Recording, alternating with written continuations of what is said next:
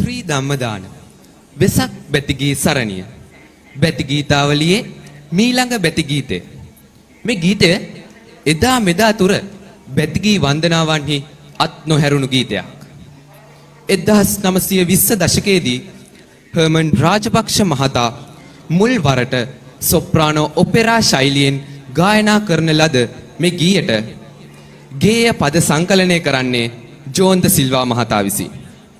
විශ්වනාත් ලව්ජි මහතාගේ අපූර්ව සංගීතයට පසු කලෙක W.A. පෙරේරා මහතා, W.A. අප්පුසිඤ්ඤෝ මහතා සහ W.D.S. ජේම්ස් මහතා සිරි සංගබෝ නෘත්‍ය වෙනුවෙන් මේ ගීතය ගායනා කළා.